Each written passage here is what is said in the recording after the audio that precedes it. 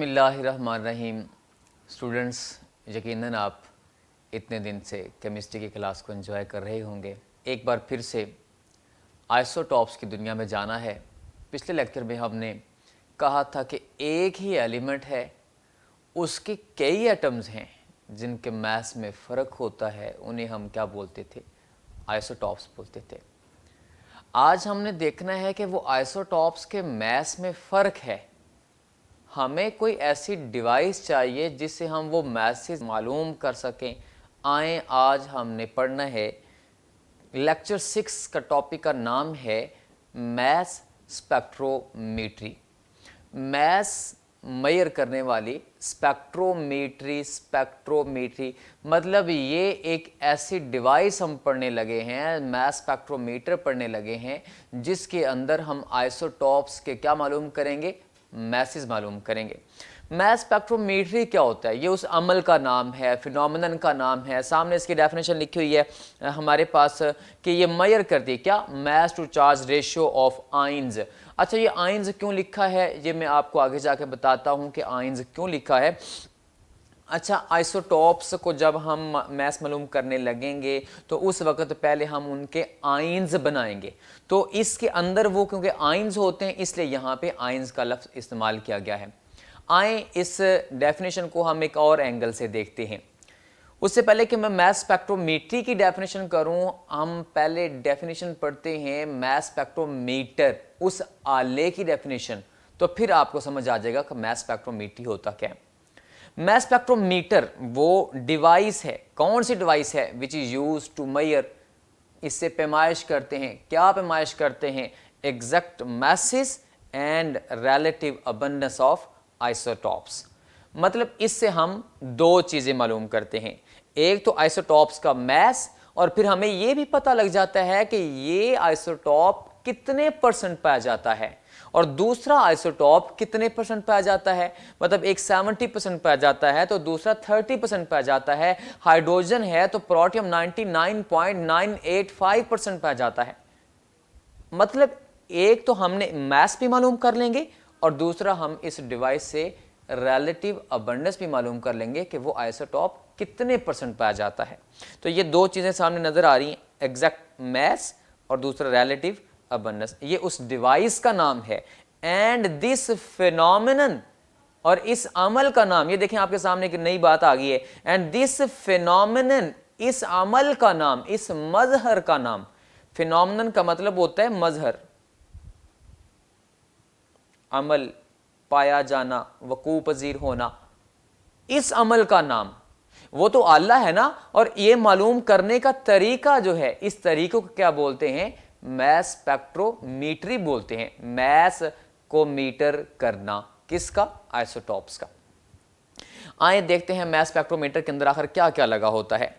उससे पहले कि हम देखें कि मैस स्पेक्ट्रोमीटर के अंदर क्या क्या लगा होता है, उससे पहले आपको पता होना चाहिए कि दो किस्म की मैस स्पेक्ट्रोमीटर्स का आपके पास जिक्र है किताब के अंदर। जो सबसे पहले यूज़ की गई वो एस्टन की मैस स्पेक्ट्रोमीटर थी, और वो आपके पास सामने नज़र आ गया है कि फ्रांसिस डब्ल्यू एस्टन उसका नाम था। उसने सबसे पहले ये डिवाइस तैयार की थी। उसके बाद एक और आपने डिवाइस का नाम याद रखना है, और वो डेम्स्टर मैस स्पेक्ट्रोमीटर है। डेम्स्टर मैस स्पेक्ट्रोमीटर किसने बताई थी? डेम्स्टर ने बताई थी, और उसकी डिवाइस आपके सामने नजर भी आ रही है। ये उसका स्केच बनाया हुआ है, और ये खास तौर पे आपने एक एमसीक्यू याद रखना है कि ये पता है किसके लिए बनाई गई थी। इसमें और उसमें एक फर्क था। ये उन आइसोटॉप्स के लिए डिवाइस बनाई गई थी जिन आइसोटॉप्स की फिजिकल स्टेट सॉलिड होती है। मतलब सॉलिड स्टेट में आइसोटॉप्स के लिए ये डिवाइस तैयार की गई कि उस सॉलिड को पहले कन्वर्ट किया जा सके, किसमें? वेपर्स में। आए आज हम देखते हैं, ये अपने एमसीक्यू याद रखना है, आपके पास नजर आ रहा है कि ये सॉलिड स्टेट वालों के लिए है। उसके बाद मैस स्पेक्ट्रम क्या होता है? मैस स्पेक्ट्रम क्या होता है? अच्छा, मैस स्पेक्ट्रोमीटर उस आले का नाम है, मैस स्पेक्ट्रोमेट्री उस अमल का नाम है। अब तीसरी चीज मैस स्पेक्ट्रम, मैस स्पेक्ट्रोमीटर था, मैस स्पेक्ट्रोमेट्री था, अब मैस स्पेक्ट्रम। मैस स्पेक्ट्रम क्या होता है? वो तस्वीर है, वो सामने बना हुआ ग्राफ है आइसोटॉप्स का जो हम देखेंगे, उसमें हमें नजर आ रहा होगा कि इसका मैस कितना है और ये कितने परसेंट पे आ जाता है, इसका मैस कितना है और ये कितने परसेंट पे आ जाता है। लिहाजा मैस स्पेक्ट्रम क्या है, ये एक ऐसा ग्राफ है जो रिलेशन बताएगा किसके दरमियान में, एक तो मैसेज मतलब मैस के साथ चार्ज होगा, क्योंकि मैंने आपको थोड़ी देर पहले बताया कि वो आइसोटॉप्स को पहले हम किस हालत में कन्वर्ट करेंगे, आयंस में कन्वर्ट करेंगे। अभी हम उसकी वर्किंग पढ़ते हैं। तो मैस स्पेक्ट्रम में हमें दो चीजें सामने नजर आएंगी, एक तो मैसेज नजर आएंगे और दूसरा हमें उससे एक नई बात नजर आएगी, नंबर ऑफ आयंस। और याद रहे नंबर ऑफ आयंस का मतलब हमारे पास क्या है, रिलेटिव अबंडेंस। मतलब एक आइसोटॉप कितने परसेंट पाया जाता है, नंबर ऑफ आयंस जितने ज्यादा होंगे तो हमें पता लग जाएगा कि इसके उतने ही ज्यादा अबंडेंस पाई जाती है। उसके बाद हमारे पास मैस स्पेक्ट्रम के अंदर हम देखेंगे कि इसे हमें तीन बातों की इंफॉर्मेशन मिलती है, एक तो नेचुरल अबंडेंस की, और दूसरा उसके बाद नंबर ऑफ आइसोटॉप्स की। अगर किसी के लिए दो लाइन नजर आएंगी, अभी हम देखते हैं, तस्वीर देखते हैं, दो लाइन नजर आएंगी तो मतलब उसके दो आइसोटॉप हैं। अगर किसी के लिए एक पीक नजर आएगी तो इसका मतलब उसका एक ही आइसोटॉप है। और अगर उसके बाद हमारे पास तीसरी बात का भी हमें एक समझ आती है मैस स्पेक्ट्रम से, वो नजर आती है एग्जैक्ट मैसेज ऑफ आइसोटॉप्स भी हम इससे पता करवा सकते हैं।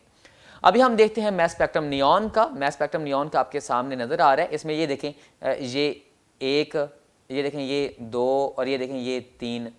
अच्छा, ये परसेंटेज क्योंकि मल्टीप्लाई अगर करें ना 100 से, तो फिर क्योंकि ये डिवाइड करके लिखा हुआ है, 100 से मल्टीप्लाई करूंगा तो वो परसेंटेज बन जाएगी। तो देखें लिखा हुआ है ये करीबन 90% पे आ जाता है, 90.92% होता है, ये करीबन 0.26% होता है, ये करीबन ये 8.826% होता है। तो ये कुछ परसेंटेज लिखी हुई हैं आपके सामने, तो हमें पता लग रहा है कि ये एक और ये दो और ये तीन। इसका मतलब ये समझ आई कि हमारे पास नियॉन के तीन आइसोटॉप पाए जाते हैं।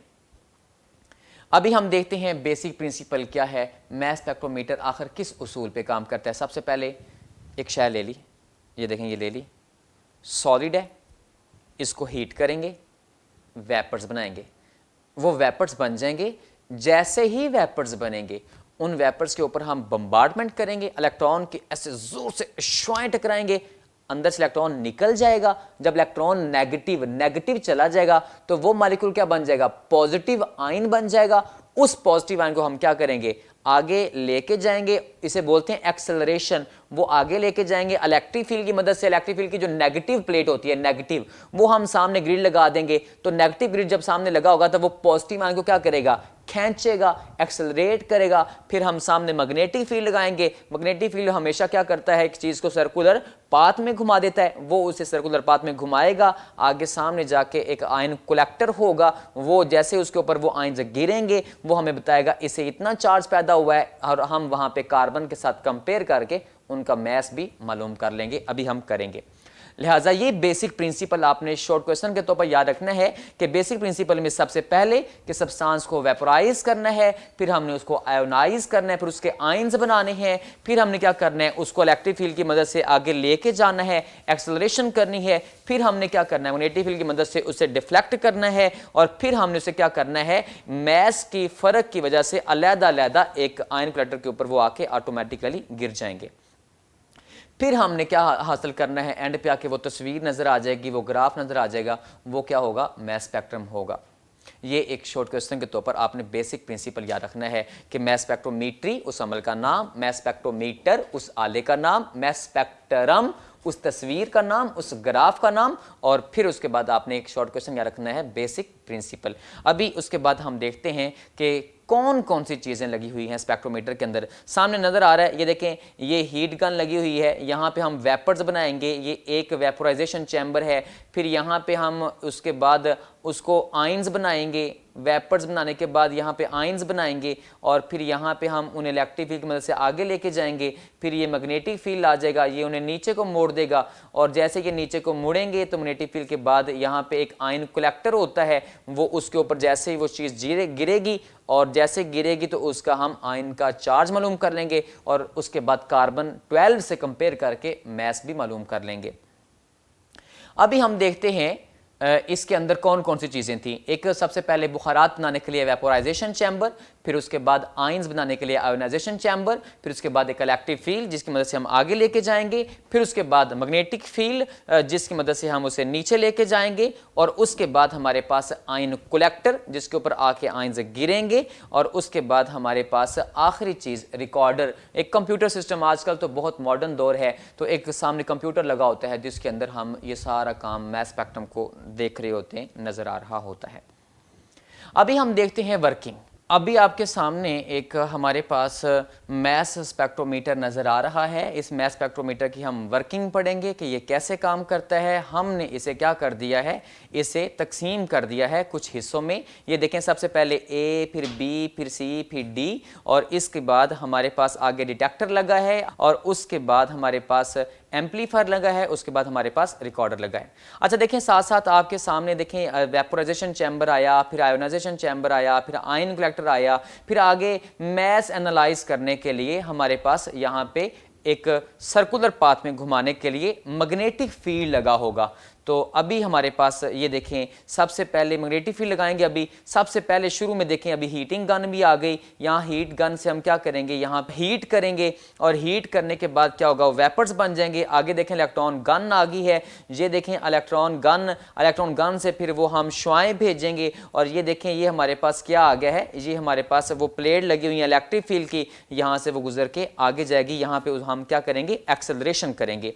और उसके बाद ये देखें, अभी आपके सामने मैग्नेट आ गया है, और फिर मैग्नेटिक फील्ड की मदद से हम क्या करेंगे, इसे सर्कुलर पाथ में घुमा देंगे, और आखिरकार वो क्या होगा, नीचे आके इस आयन कलेक्टर के ऊपर गिरेंगे, और यहां पे हम डिटेक्शन कर लेंगे उनके चार्ज की। अच्छा जरा शुरू में आ जाए, ये देखें, ये सैंपल ये दाखिल हो रहा है, ये वाला, ये देखें सैंपल नजर आ रहा है आपको, ये देखें अंदर जा रहा है। ये सैंपल हमने अंदर भेजा, ऊपर हीटिंग कोयल लगी हुई है। हीटिंग कोयल का मतलब वो जैसे हीटर के अंदर लगी होती है, वो हीट कर रही है। आपने नोट किया, वो देखें उसकी शक्ल बदल गई है, वो वेपर्स में कन्वर्ट हो गया। जरा गौर से देखें जरा गौर करें, वो मशीन के अंदर अब वो ब्लू हो गया। अब ये मॉलिक्यूल के ऊपर बम्बार्डमेंट करने लगे। अब ये वेपर है, पहले ये किसी और हालत में था, फिजिकल स्टेट उसकी लिक्विड थी, वो सॉलिड थी। हमने उसे पहले वेपोराइज किया, उसके बाद इलेक्ट्रॉन गन की मदद से, जरा नोट करें, ब्लू एम के ऊपर चार्ज नहीं है, आगे वो रेड बन गया। अब रेड के ऊपर देखें, जरा गौर से देखें, उसके ऊपर प्लस चार्ज लग गया है।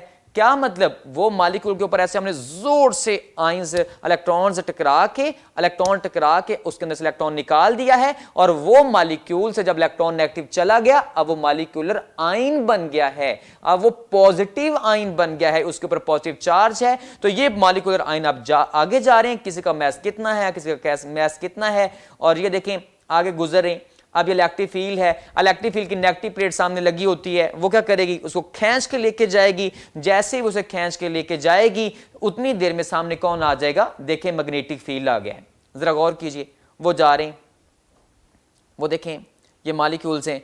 अच्छा ये अब देखें इनके मैसेज में फर्क है। तो मैग्नेटिक फील्ड का अभी हम एंड पे फार्मूला पढ़ेंगे। मैग्नेटिक फील्ड का ये काम होता है कि वो उनके मैसेज की बुनियाद पर डिफरेंट जगह पे आके गिराएगा। मतलब आपके पास ये देखें डिफरेंट प्लेसेस पे आके गिरेंगे, वो यहाँ पे गिर गए इस तस्वीर के अंदर, तो वो क्योंकि इतनी बड़ी नहीं है इसलिए नजर नहीं आ रहा, तो ये गिर गए हैं डिफरेंट प्लेसेस पे। सामने डिटेक्टर लगा है, उसने क्या किया है, मालूम कर लिया है, और सामने कौन मौजूद है, रिकॉर्डर मौजूद है। और वो रिकॉर्डर अभी देखें, रिकॉर्डर को पता लग गया है, उसे सिग्नल मिला है, और उसने करंट को बड़ा करके एम्पलीफाई करके देखा है, और 3 आइसोटॉप्स हमें नजर आ गए हैं। अभी ये आपने सारी वर्किंग पढ़ ली है, अभी हम इसे सिंगल करके एक 1 बाय 1 देखते हैं। सबसे पहले क्या था भला, वेपोराइजेशन। मतलब हमने क्या किया था, चीज को अंदर, सैंपल को अंदर दाखिल किया, और उसके बाद उसके क्या बनाया था, वेपर्स बनाया था। तो सबसे पहले जब वेपर्स बन गए, सब्सटेंसेस वेपोराइज्ड, और वेपर्स का हमने ना वहां पे चैम्बर के साथ वैक्यूम पंप लगाया होता है, उससे वहां बाहर निकाल लेते हैं। कुछ वेपर्स का प्रेशर कम रखते हैं ताकि आगे जाकर दिक्कत ना हो, रश कम हो, इलेक्ट्रिक फील्ड की मदद से हम फिर आसानी के साथ उसे आगे लेके जा सकें। तो वो कितना रखना है आपने वेपर्स का प्रेशर, वो करीबन 10 की पावर -6 से 10 की पावर -7 टॉर तक रखना है। ये आपने एज ए MCQ याद रखना है। अच्छा, जैसे ही वो शय अंदर दाखिल की, उसके वेपर्स बन गए, वेपर्स को हम आगे लेके जाएंगे।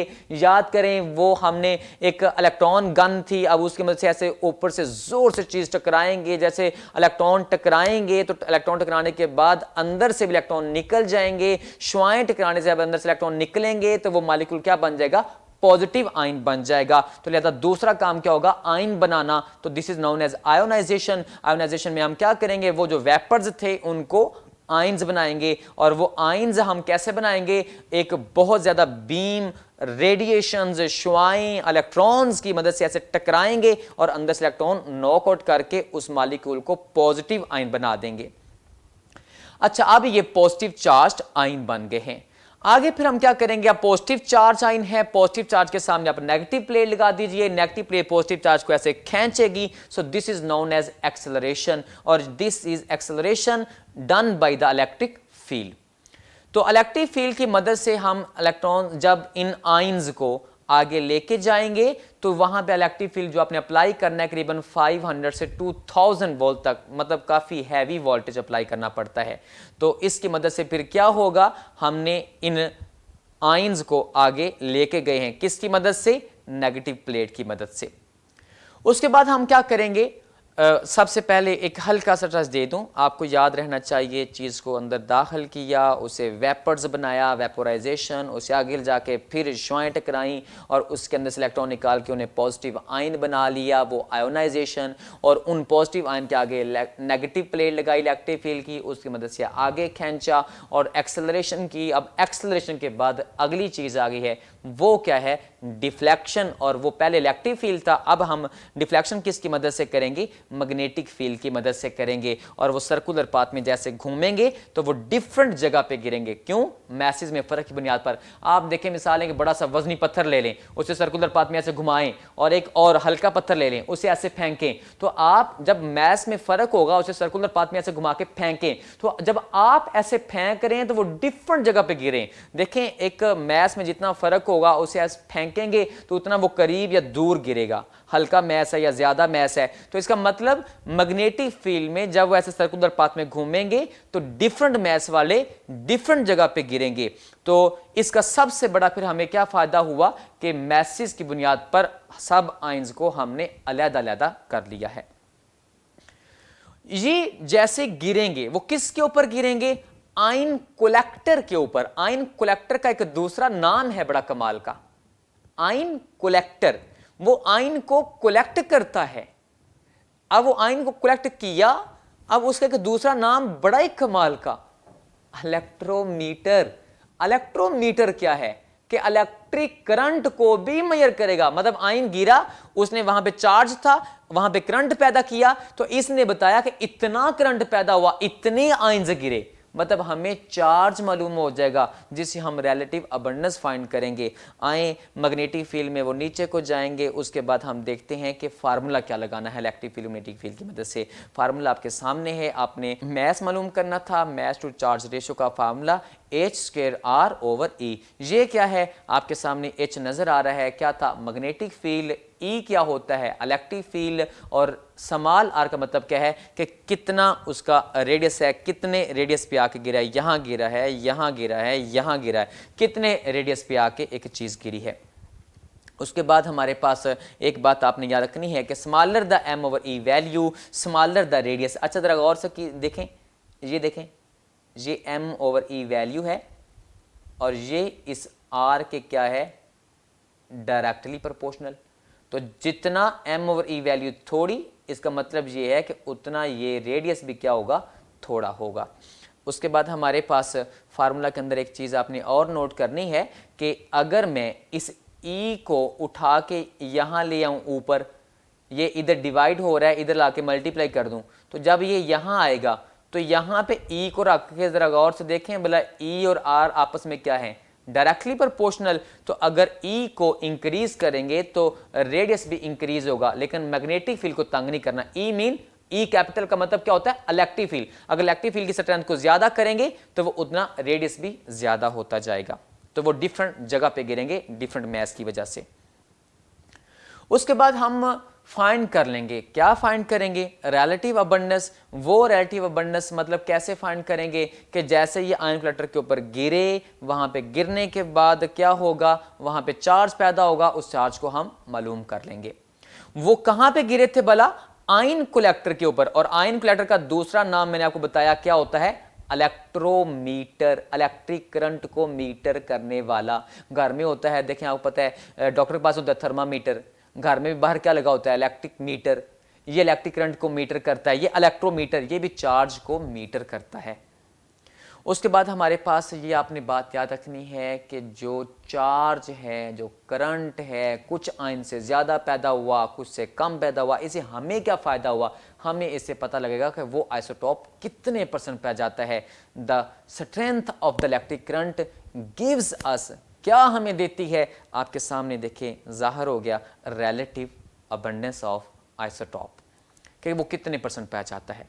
उसके बाद हमें एक काम करना है, हल्का सा टच याद रहे, भूलना नहीं, पीछे वाली बात नहीं भूलनी।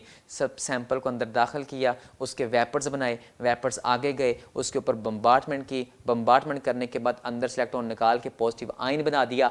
Positive ion, positive ion, positive ion को खींचेंगे किसकी मदद से, नेगेटिव प्लेट इलेक्ट्रिक फील्ड की मदद से।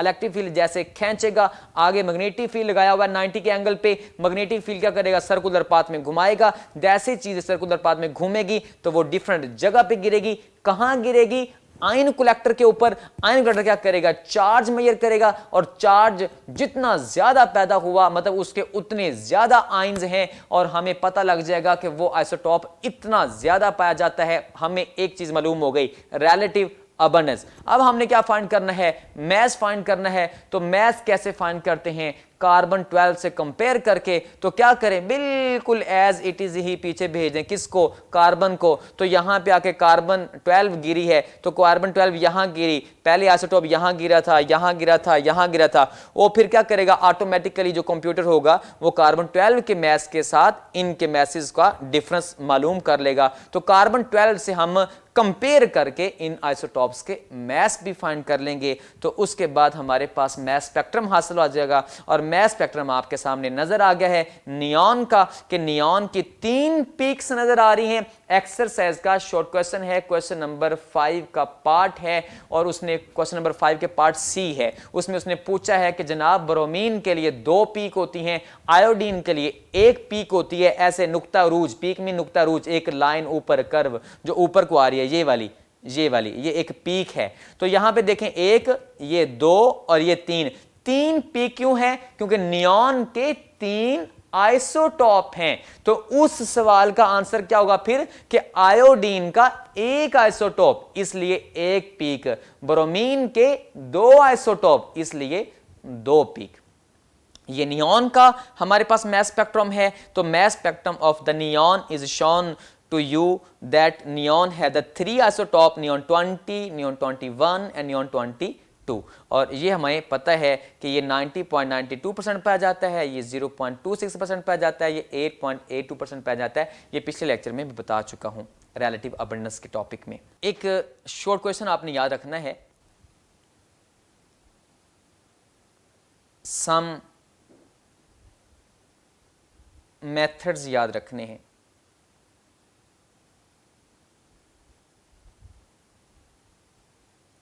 for separation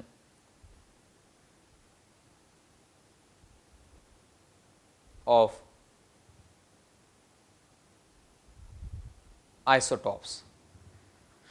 आइसोटॉप को अलग-अलग करने के कुछ और भी तरीके हैं, electromagnetic, electric field, magnetic field की मदद से, लेज़र की मदद से, अल्ट्रा सेंट्रीफ्यूगेज। बायोलॉजी के स्टूडेंट जानते हैं वो जस्ट लाइक ऐसा आपको समझाना मकसद है, जूसर मशीन की तरह समझे कि अंदर लिक्विड है और मैंने उसके अंदर एक सेल डाल दिया, जितनी वजनी और हल्की चीज़ें होंगी वो ऊपर नीचे आ जाएंगी, उसे अच्छे तरीके से फेंटें, और क्या होता है कि वो हल्की चीज़ ऊपर आ जाएगी, वजनी चीज़ नीचे बैठ जाएगी। डेंसिटी की वजह से हम चीज़ों को अलहदा कर लेते हैं, वो अल्ट्रा सेंट्रीफ्यूज होता है। ये अपने नाम सारे याद रखने हैं। इसके अलावा थर्मल गर्म करके, और इसके अलावा गैसेस डिफ्यूजन, उससे वेपर्स हालत में कन्वर्ट करके, इस तरीके से भी आइसोटॉप्स को अलग-अलग किया जा सकता है। ये शॉर्ट क्वेश्चन के तौर पर आपने याद रखना है। और इसके अलावा डिस्टिलेशन है। डिस्टिलेशन क्या होता है, बुखारात बना के उसे हम अम्ल कशीदगी बोलते हैं, डिस्टिलेशन। क्वेश्चन जो आज आपने तैयार रखने हैं, याद रहे कुछ मेथड्स आपने आइसोटॉप्स को अलहदा करने के अभी अभी पढ़े हैं। उसके बाद आपने याद रखना है कि स्पेक्ट्रोमीटर की दो टाइप्स जो आपने पढ़ी हैं, एस्टन की और डेम्स्टर की। फिर आपने याद रखना है कि मैस स्पेक्ट्रम क्या था, वो क्या था बोला मैस स्पेक्ट्रम, याद रहा। ये एक्सरसाइज के अंदर भी एक क्वेश्चन है, क्वेश्चन नंबर 5 का पार्ट बी है कि वो ग्राफ होता है जो रिलेशन बताता है किसके दरमियान में, मैसेज के दरमियान में, रिलेटिव अबंडेंस के दरमियान में, और उसकी आपने एग्जांपल देनी है नियॉन वाली। और इसके बाद आपने याद रखना है बेसिक प्रिंसिपल क्या था मैस स्पेक्ट्रोमीटर का, हमने शुरू में पढ़ा था कि पहले उसे वोलेटाइज किया जाएगा, फिर आयोनाइज किया जाएगा, एंड देन एक प्रोसेस से गुजरना है, वो आपने सारा याद रखना है। और उसके बाद आपने बताना है कि स्पेक्ट्रोमीटर क्या होता है। और एक और बात का ख्याल रहे, ये सारे के सारा लॉन्ग क्वेश्चन के तौर पर आपने याद रखना है।